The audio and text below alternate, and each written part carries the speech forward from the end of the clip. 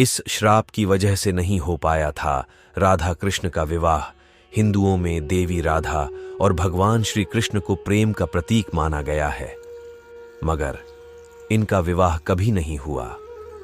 आखिर क्यों नहीं हुई राधा कृष्ण की शादी?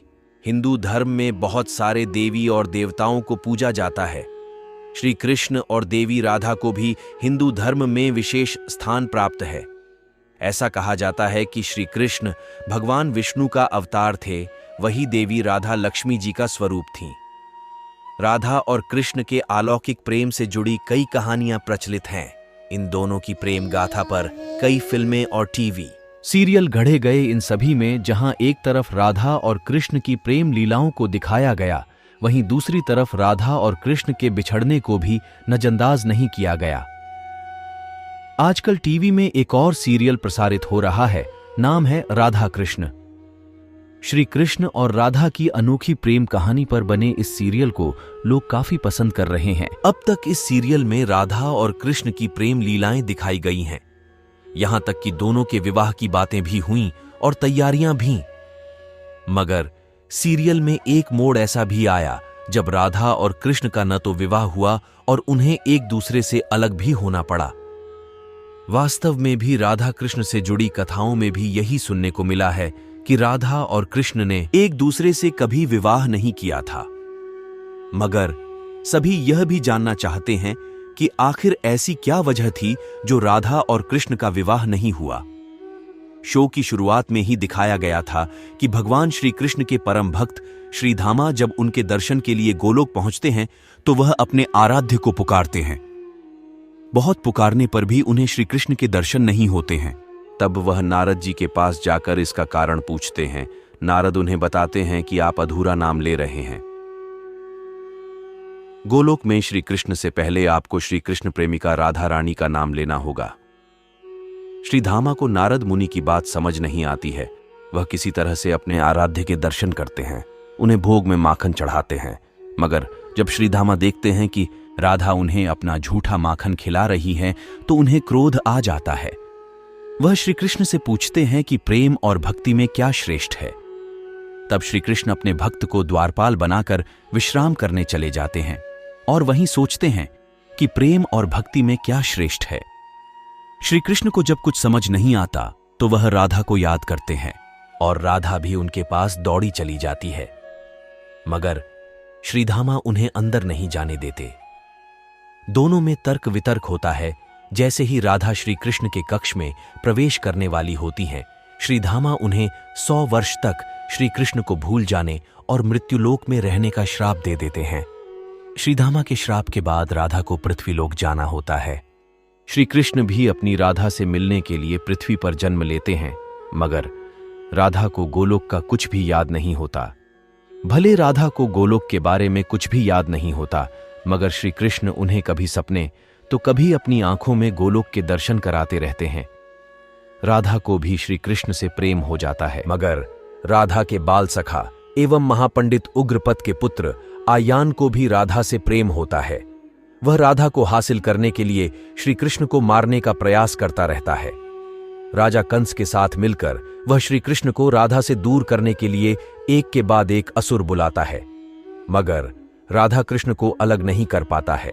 तभी एक घटना के दौरान राधा के पिता को अपने परम मित्र उग्रपद को वचन देना होता है कि वह जीवन में एक बार उग्रपद की किसी एक मांग को जरूर पूरा करेंगे।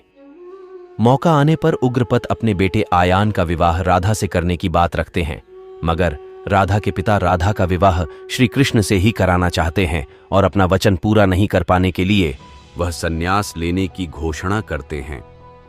तभी श्री कृष्ण को गोलोक में श्रीधामा द्वारा राधा को दिया श्राप याद आता है। श्री कृष्ण इस बात का जिक्र राधा से करते हैं और विवाह को न करने की बात रखते हैं। इसके साथ ही वह राधा को पुत्री धर्म निभाने के लिए भी कहते हैं। राधा अपने पिता का मान रखने के लिए श्री कृष्ण की जगह अपने बाल सखा आयान से विवाह कर लेती हैं और श्री कृष्ण भी अपना कर्म करने के लिए वृंदावन से मथुरा चले जाते हैं। इस तरह राधा और कृष्ण कभी भी एक दूसरे से विवाह नहीं कर। आप सभी ने भूतों की कहानियां, भूतिया कहानियां तो बहुत सुनी होगी। भूतिया कहानी की कड़ी डीही में आज हम आपको भूतिया मिठाई की दुकान की भूतिया कहानी सुनाने वाले हैं। सागरपुर नाम का एक बहुत ही सुंदर गांव था। उसी गांव में सौरभ नाम का एक मिठाई वाला रहता था।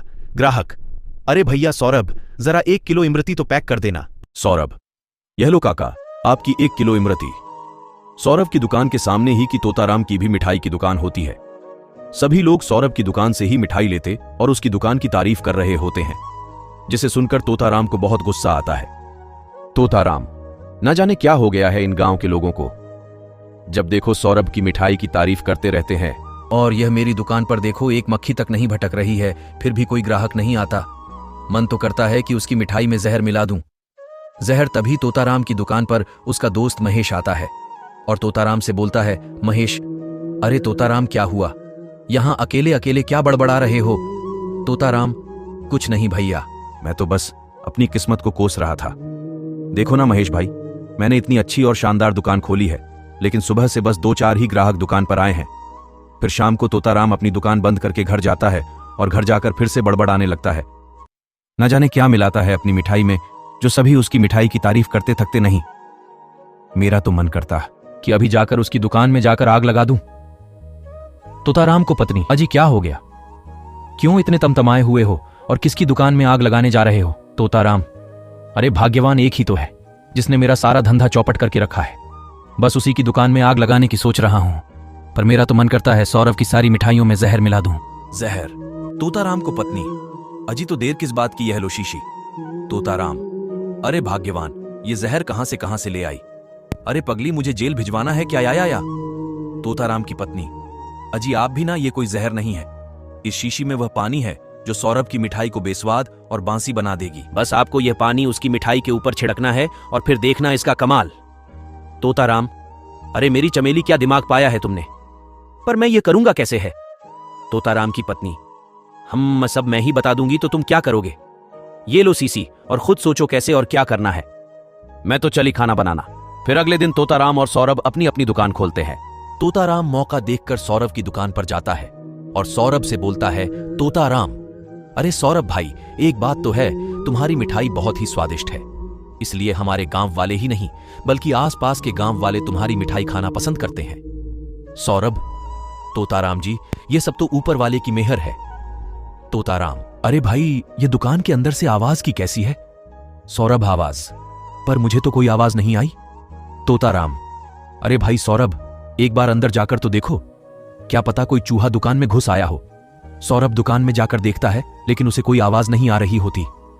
जैसे ही सौरभ दुकान से बाहर निकलता है तो वह तोताराम को उसके मिठाई पर सीसी से पानी डालते हुए पकड़ लेता है और तोताराम को बोलता है, सौरभ, अब समझ आया कि तोताराम आज इतनी अच्छी बातें कैसे कर रहा है। जरा बताओ कि चुपके चुपके क्या डाला रहा था मेरी मिठाई पर? तोताराम, क्या हुआ, कुछ बोलते क्यों नहीं लगता है? तुम्हें सरपंच जी के पास लेकर ही जाना पड़ेगा। मुझसे गलती हो गई, आगे से फिर कभी ऐसा नहीं होगा। मैं तुम्हारे आगे हाथ जोड़ता हूं, मैं तुम्हारा भाई हूं, तुम मुझे माफ कर दो भाई। सौरभ, ठीक है भाई, इस बार छोड़ता हूं, मगर फिर कभी ऐसा किया तो सीधा जेल भेज दूंगा। तोताराम वहां से चला जाता है और घर जाकर सारी बात अपनी पत्नी को बताता है। अरे देवी जी, तेरे चक्कर में तो आज मैं जेल पहुंच जाता, जेल। तोताराम की पत्नी, अजी आपसे तो एक भी काम ठीक से नहीं होता। तोताराम, मेरा तो मन करता है उस सौरभ के बच्चे को जान से मार दूं। तोताराम की पत्नी, हां तो उसमें क्या है, मार दो जान से। तोताराम, हे भगवान, कैसी पत्नी दी है जो अपने पति को जेल भिजवाना चाहती है। तोताराम की पत्नी, आप भी ना पहले मेरी बात सुनो, ऐसा काम करो कि सांप भी टूट जाए और लाठी भी ना टूटे। तोताराम, अरे भाग्यवान, साफ साफ बोलो, क्या बोलना चाहती हो? तोताराम की पत्नी, अरे सौरभ भाई को ऐसे मार दो कि किसी को पता नहीं चले कि आपने मारा है। मेरी बात ध्यान से सुनो। सौरभ भाई सुबह सुबह दुकान खोलने के लिए नदी के किनारे किनारे जाता है। आपको बस उन्हें नदी में धक्का देना है। यहाँ सौरभ भाई मरे, वहां आपकी दुकान पर मिठाई लेने वालों की भीड़ लगना शुरू। उसी दिन सौरभ अपनी पत्नी मीना को तोताराम की इस हरकत के बारे में बताता है। मीना, कमबख्त तोताराम से जरा होशियार रहना, जरा फिर से कोई गड़बड़ न करने लग जाए। अगले दिन सौरभ अपने घर से खुशी खुशी दुकान जाने के लिए निकल जाता है और जैसे ही नदी के किनारे पहुंचता है तभी तोताराम पीछे से सौरभ को धक्का मारकर नदी में गिरा देता है और वहां से भाग जाता है। नदी में गिरने से सौरभ की मौत हो जाती है और वह एक डरावना भूत बन जाता है। सौरभ का भूत, यह मुझे क्या हो गया? अरे, इस तोताराम ने आखिर मेरी जान ले ली। अब मैं इसको नहीं छोड़ूंगा, पर पहले मुझे अपनी बात अपनी पत्नी मीना को यह बात बतानी होगी। फिर भूत मीना के पास जाता है। मीना, अरे दैया, ये सुबह सुबह भूत कहां से आ गया? भूत तो रात के अंधेरे में घूमते हैं, लेकिन यह भूत है जो सुबह सुबह मेरे घर आ गया है। अरे कोई तो बचाओ मुझे इस भयानक भूत से। अरे अरे, मैं हूं तुम्हारा सौरभ। अरे जाओ यहां से। और यह क्या बकवास कर रहे हो तुम और सौरभ? सौरभ का भूत, तुम्हें ऐसे यकीन नहीं होगा। फिर भूत अपनी भूतिया शक्ति से सौरभ के रूप में आ जाता है। अब तो तुम्हें यकीन आया कि मैं ही हूं तुम्हारा सौरभ। फिर सौरभ मीना को सारी बात बताता है। मीना, हे भगवान, ये क्या हो गया? मैं छोड़ूंगी नहीं तोताराम को। सौरभ, मैं अभी जाता हूं और उस तोताराम को तो मैं कच्चा चबा जाऊंगा। मीना, नहीं नहीं, यदि आपने उसे मार डाला तो तोताराम की हकीकत का कभी पता नहीं चल पाएगा। हमें ऐसा कर कुछ करना होगा जिससे तोताराम अपने आप अपना गुनाह कबूल कर ले। सौरभ, मैं सब समझ गया कि मुझे अब क्या करना है। मैं अपनी भूतिया शक्ति से सौरभ के रूप में रह सकता हूं और दिन ढलते ही मैं भूत जाऊंगा, ऐसा बोलकर सौरभ दुकान पर जाता है। सही सलामत सौरभ को देखकर तोताराम की सिटी पिटी गुम हो जाती है। तोताराम, अरे ये कैसे हो सकता है? इसे तो मैंने अपने हाथों से मारा था, फिर यह अपनी दुकान पर कैसे? हे भगवान, ये क्या हो गया है और अब क्या होगा? फिर कुछ ही देर में सौरभ की दुकान पर मिठाई लेने वालों की भीड़ लग जाती है। सौरभ, क्या हुआ तोताराम? मेरी दुकान पर मिठाई वालों की भीड़ देखकर जलन हो रही है। ऐसा हो रहा है तो एक काम करो तोताराम, तुम अपनी बड़ी सी शानदार दुकान पर ताला लगा लो। वैसे भी तुम्हारी दुकान पर कोई जाता तो है नहीं, इसलिए अच्छा यही होगा कि तुम अपनी दुकान पर बंद करके कुछ और काम करो तोताराम। अरे भाइयों, जिसे तुम मिठाई ले रहे हो यह सौरभ नहीं बल्कि उसका कोई बहरूपिया है। यह तुम सबको पागल बना रहा है। तुम सब मेरी दुकान पर आओ, मेरी मिठाई खरीदो। आओ आओ आओ ग्राहक। अरे तोताराम, ये तुम क्या बकवास कर रहे हो? लगता है तुम्हारी एक भी मिठाई नहीं बिकती, इसीलिए तुम्हारा दिमाग खराब हो गया है। इसीलिए सुबह सुबह तुम ऐसी बहकी बहकी बातें कर रहे हो। हाँ हाँ हाँ हाँ हाँ। फिर सभी लोग जोर जोर से तोताराम पर हंसने लगते हैं। सभी लोगों की ऐसी बातें सुनकर और सभी लोगों को अपने पर हंसता देखकर तोताराम को बहुत गुस्सा आता है। वह गुस्से में बोलता है, अरे तुम लोग मेरी बात क्यों नहीं सुनते? ग्राहक, तोताराम, तुम कैसे कह सकते हो कि यह सौरभ का बहरूपिया है? गुस्सा आया तोताराम, क्योंकि सौरभ को तो मैंने अपने हाथों से नदी में धक्का देकर मार डाला है। अब वह मर गया। अरे यह मैंने क्या बोल दिया? सौरभ अब अपने भूत रूप में वापस आ जाता है और सभी गांव वालों को सारी बात बताता है और बोलता है, मैं चाहता तो तुझे कब का कच्चा चबा जाता, लेकिन मैं और मेरी पत्नी चाहते थी कि सच सब गांव वालों के सामने आए और तू अपने मुंह से खुद सच कबूल ले। फिर सब गांव वाले तोताराम की दुकान को हमेशा के लिए बंद कर देते हैं और तोताराम को पुलिस के हवाले कर देते हैं।